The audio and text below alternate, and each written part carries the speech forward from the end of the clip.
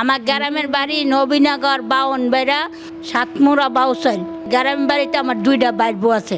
বাইর বউর নাম ইয়াসমিন, রানু, ছেলের নাম নাহিদ। ছেলের কাছে যাইতাম আমার মনে চায়।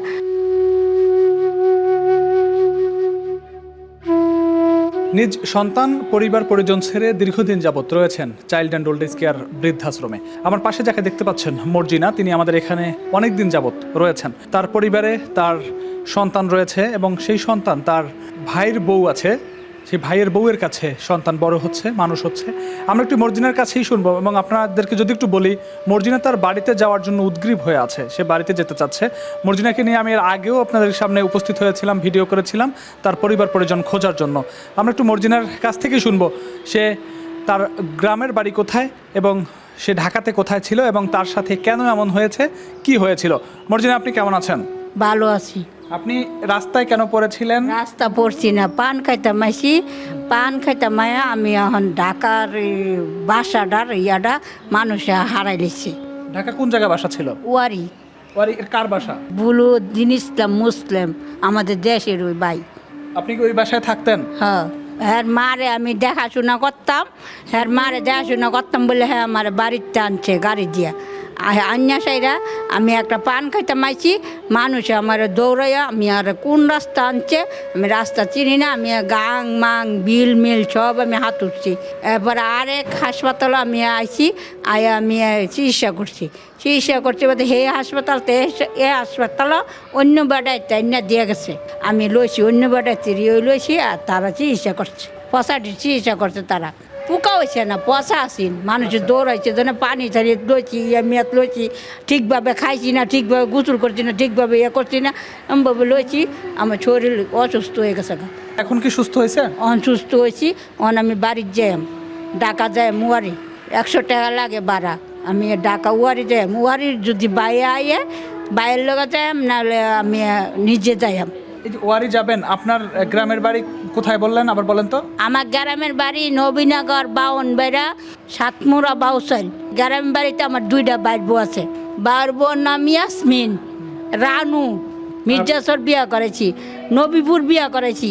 নবীনগরের লগে নবীপুর আছে, হ্যাঁ বিয়া করেছি আমার ছোটো ভাই।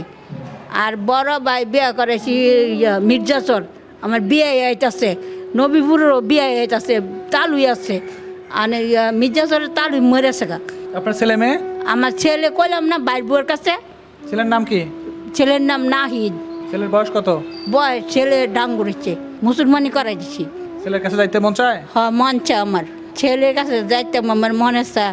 আমার ছেলের কাছে না গেলে আমার ভালো লাগে না। আমার দুইটা বোন আছে মিরের বাগ দুইটা বোন আছে, গার্মেন্টসে চাকরি করে দুইটা বোনের কাছে রিক্সা দিয়া বাই গেছি আমি ওয়ারিতে, হ্যার বাসাতে আমি গেছি বোনের কাছে দেখতাম। আমার দেখবো গাডা, আমার দুইটা বোন তো আমার মানুষ, আমার নিজের মানুষের।